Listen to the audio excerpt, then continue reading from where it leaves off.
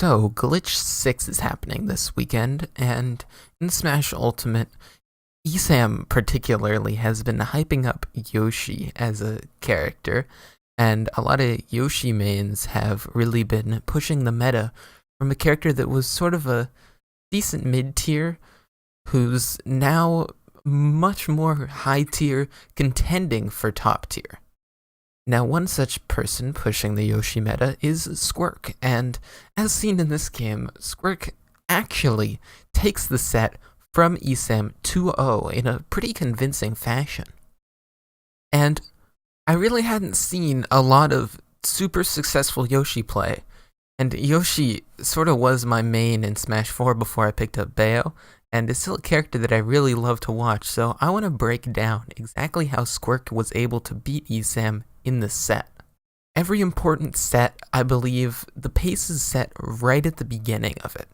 And that's why I just want to go through these beginning few interactions all the way up to the very first kill that Squerk gets. So, they start out, and they start immediately in the neutral game. You see Squerk hopping up, and first doing a full hop egg, and then landing right on top of Esam with a forward air. This is something that Squerk's going to like to do a lot, and it's a very strong option simply because Esam doesn't have very many options against that. He's really... He might try to anti-air it, but Pikachu doesn't have the strongest game when it comes to that. See, his up air would only really trade up smash. There's a chance it would trade, a chance that he would just get beaten out by forward air. And so his only real option is to either run away or stay in shield, and his best way to punish would be with a parry. But I'm going to talk later about why he can't just rely on parrying. So, Squirk gets that first hit, continues going again, another jump up into the air using that egg for extra height, and then hits a second forward air. And now this is Pikachu's strength, being small, being fast, being able to get in with that forward air, trade with the egg, and get a grab to punish for some percent. But Squerk does do a good job to minimize this percent, and jumps up and out before Esam can continue a combo. And now this is what's really important, these B-reverse egg lays. You see Squerk going for 2 of them in a row. These B-reverse egg lays are the reason why Esam can't just rely on parrying or staying in shield. Because although Squirk could land on top of him with a forward air, he could also land on top of him with an egg lay, and simply then get more damage off of that as a punish. So, see them continuing. Squirk gets a jab, runs up, tries to jab block here, but it's not going to work out.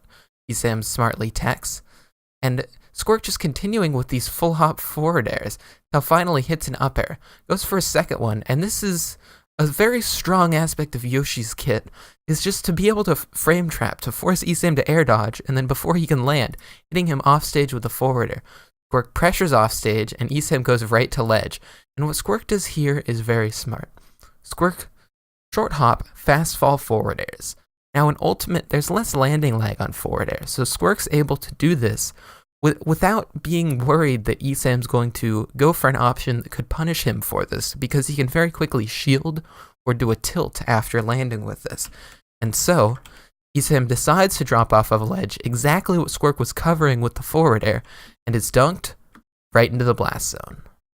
I talked about the strength of Egglay before, and I just want to show it in a couple examples. For example here, where it gets up and over and quickly B-reverse egg lays, where Esam is nervous, he's sitting in shield, and Squirk simply punishes him for that. Esam might have been thinking that Squirk would land with an aerial on top of him, but no, instead just getting that egg lay.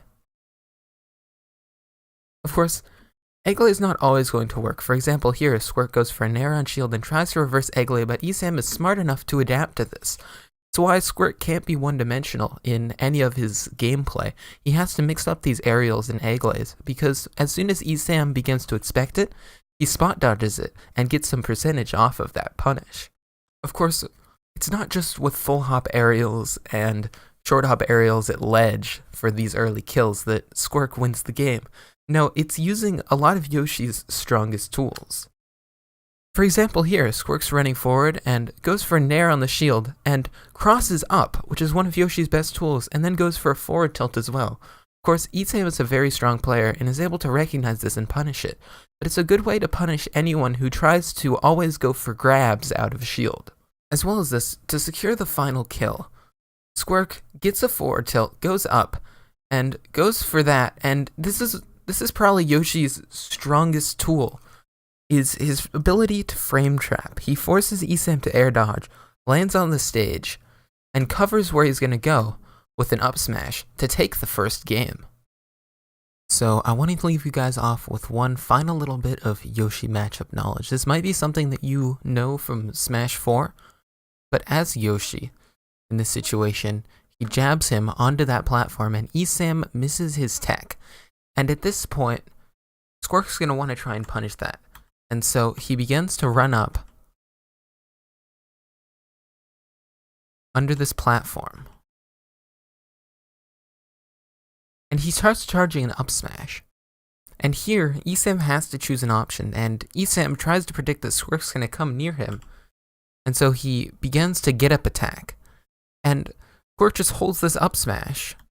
And Esam get up attacks, and he punishes him, kills him, and wins the set. And I want to point this out because if your opponent misses attack on a platform, that up smash will cover get up attack, it'll cover neutral get up, it'll cover roll left, and it will cover roll right if you space it correctly. So that's just something to watch out for if you're playing as or against Yoshi. So there it is, guys, breaking down some of the details of how Squerk was able to upset Esam 2-0 at Glitch 6. If you like this analytical content, be sure to subscribe. I have a bunch more that I'm gonna keep releasing as new tournaments happen. Leave a like if you enjoyed the video, and I'll talk to you guys in the next one. Peace out.